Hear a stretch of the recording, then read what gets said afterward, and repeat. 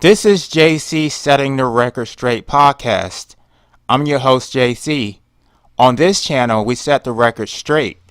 That means we fact check and correct commonly believed misinformation and propaganda.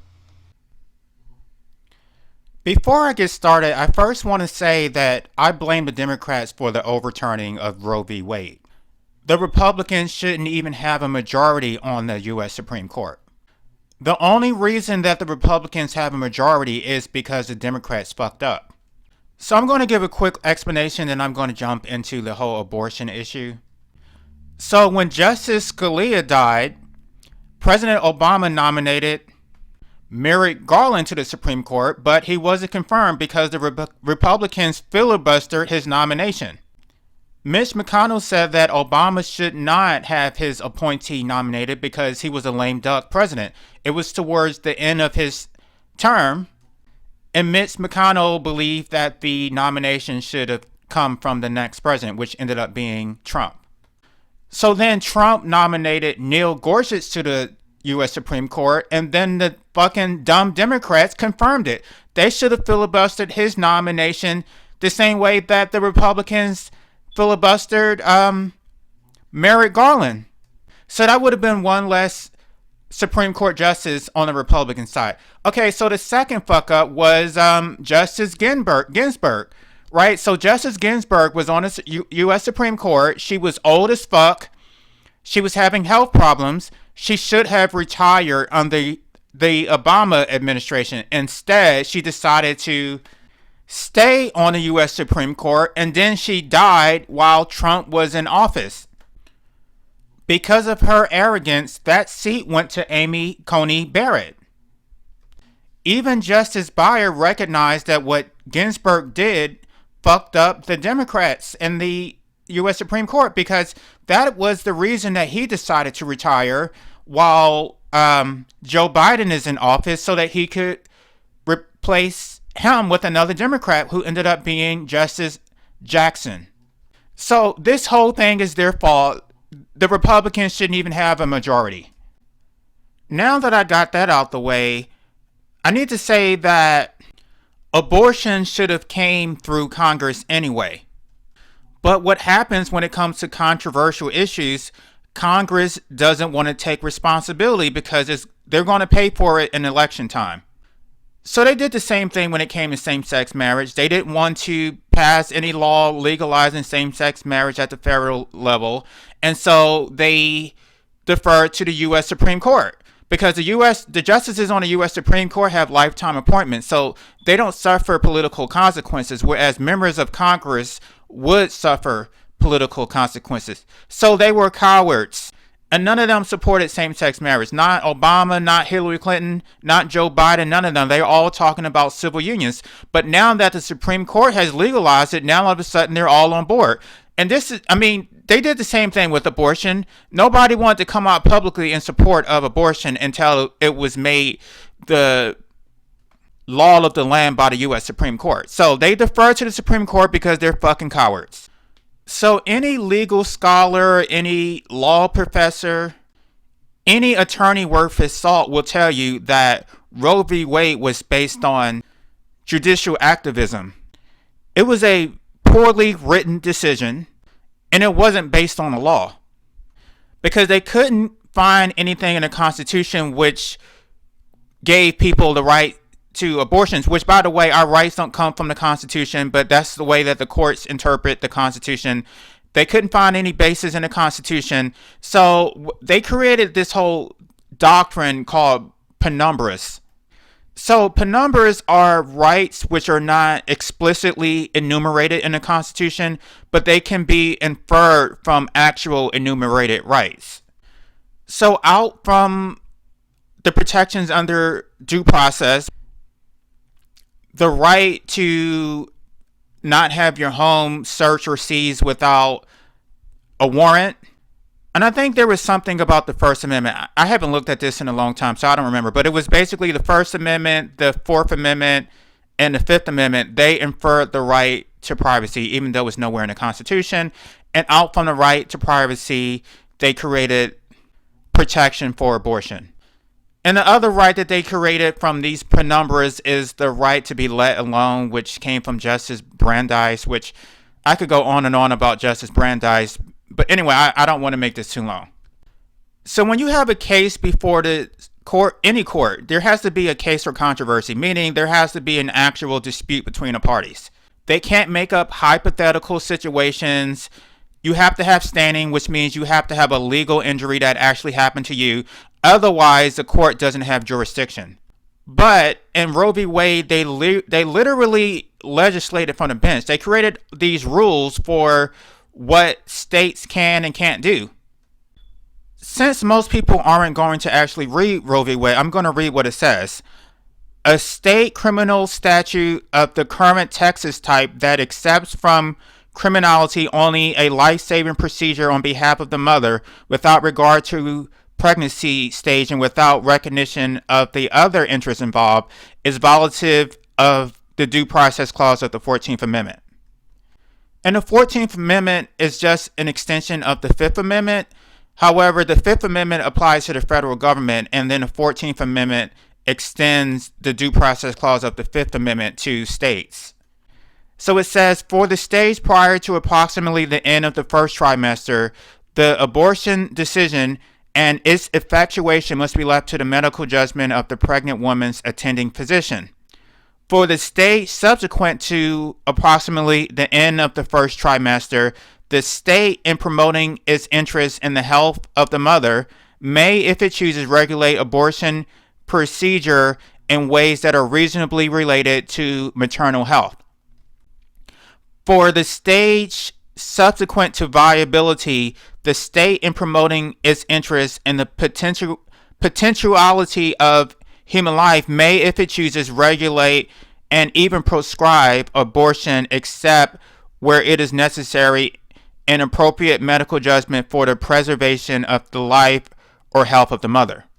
So, this is not them ruling on the facts that were presented before them. This is judicial activism. This is them regulating from the bench or legislating from the bench and creating all these different scenarios which are unrelated to the actual case that was before them. So in the legal community, everyone discusses Roe v. Wade that they know that it was bad law. Because most people like the result of Roe v. Wade, they pretty much turned a blind eye to it. So I just took a look at the case which overturned Roe v. Wade, and the case is called Dobbs versus Jackson's Women's Health Organization. This is a 213-page opinion, so I read the summary, I skimmed through the opinion, but the most interesting part was the dissenting opinion, in which they threw so much shade at the majority. So the majority was talking about how states have an interest in preserving the sanctity of life. And this is what they always do. They always talk about how states have an interest in something, but they never say what it is. Because when someone files a lawsuit as a private citizen, I would have to identify either a liberty interest or a property interest. So basically, I would have to identify a right that is being violated, or I would have to identify property, which could be money or something that was taken away from me by the government. But I would actually have to articulate what that interest is, but the states don't seem to have to do that. It's just assumed that they have an interest in certain things. Because I don't see how the state has any interest in preserving life. So when states claim to be protecting the sanctity of life, they are assuming that the unborn actually wants to be born. They never take into account the possibility that the unborn may not want to be born. They never take into account that maybe someone is imposing life onto the unborn without his or her consent, and that the person is going to suffer a long, terrible life of suffering. Who is protecting our rights?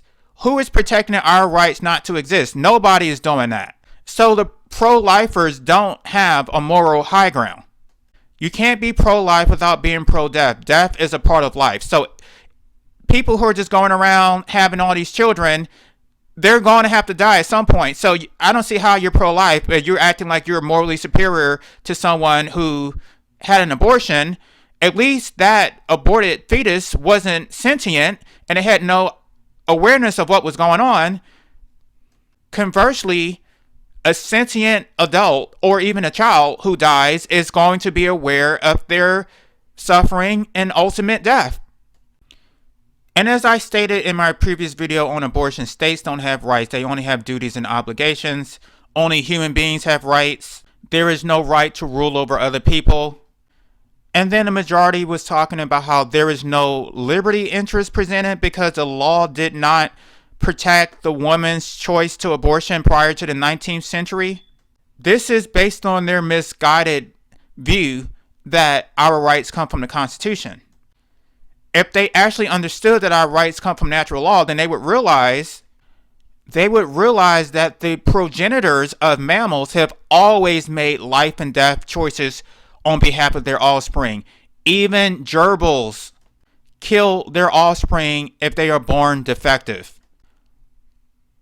Lionesses will let their cubs die if they're too weak to keep up with the pride and they're slowing everyone else down. So to me, this is common sense. You can't sit up here and say that gerbils have greater rights than human beings. But here's the kicker in all of this. Even without Roe v. Wade, the state bans on abortion are unenforceable. Number one, you still have protection against self-incrimination. So the state can't require you to testify against yourself. You have the right to remain silent, as does your physician. So if the physician and the patient both remain silent, who's the fucking witness? The second protection is going to be HIPAA.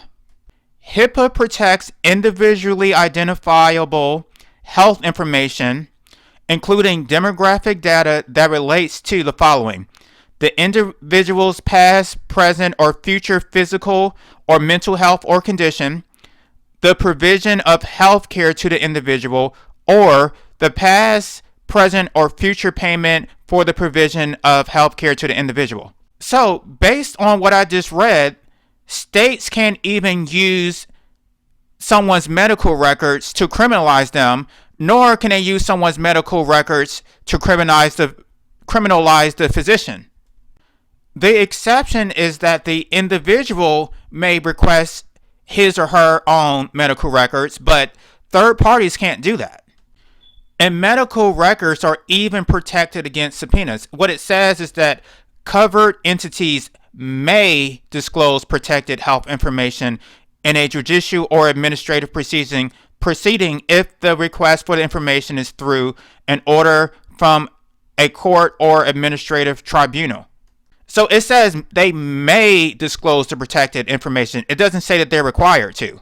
So without the medical records, the state has no case. And even if they had the medical records, you still can't present it as evidence without foundation. So when you're presenting evidence as an exhibit, you have to lay foundation, meaning someone has to testify as to what the documents are. So, for example, they could put the doctor on stand and then they would ask him, did you treat so-and-so?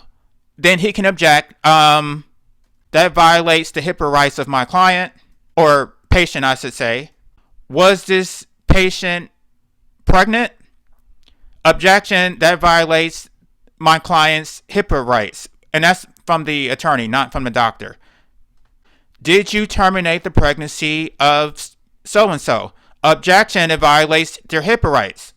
So if you object to every question, you don't even get to lay down foundation to have the medical records admitted into evidence. The only person who may be able to testify against the woman would maybe be the father if he has actual information about an abortion, but the woman doesn't even have to tell the father. And then the father's testimony is still going to be hearsay because he doesn't have firsthand knowledge of what actually transpired. So the case would never see the light of day if you actually have a good attorney, but most people can't afford an attorney, so they're going to be at the mercy of the state.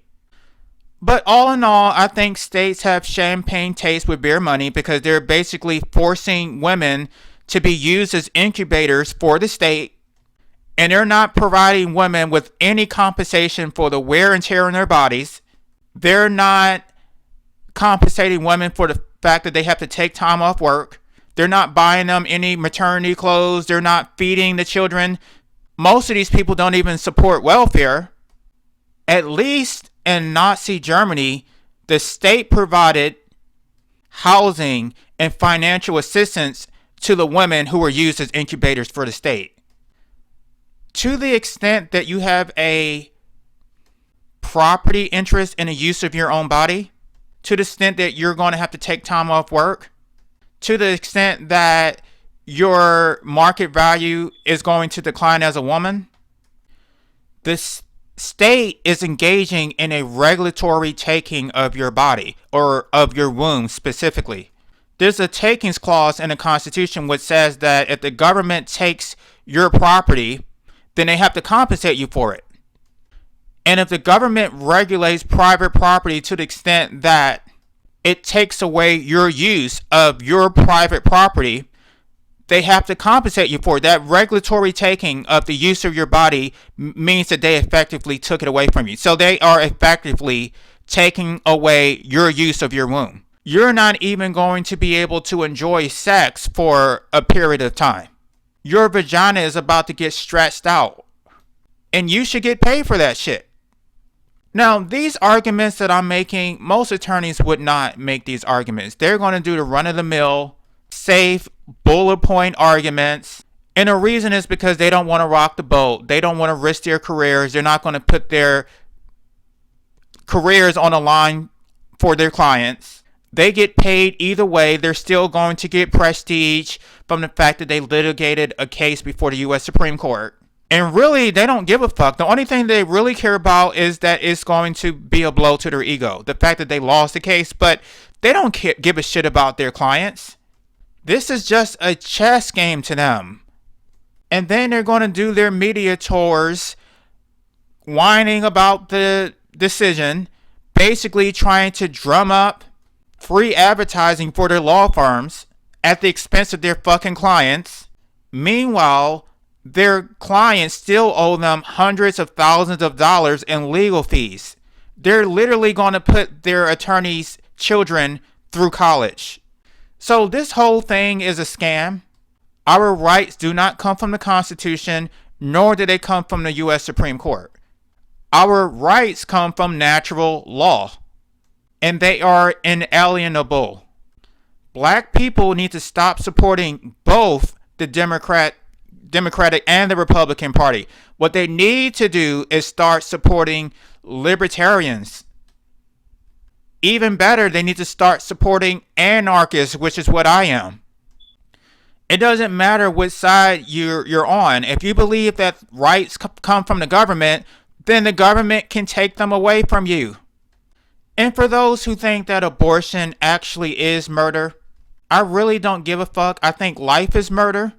I think terminating a pregnancy before sentient life begins is a proactive measure to prevent murder.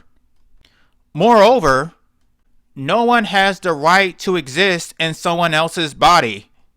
To the extent that a fetus can exist outside of a woman's body, it has all the right to live it wants. But until the fetus reaches viability, it has no rights apart from its mother's rights. No one has the right to occupy someone else's body without their consent.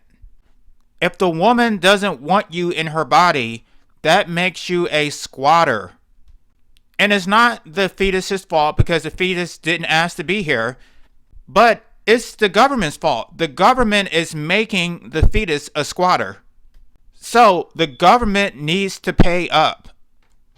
Thanks for your support. Be sure to like, comment, and subscribe. Also, don't forget to hit the notification bell so that you will know when I upload new content.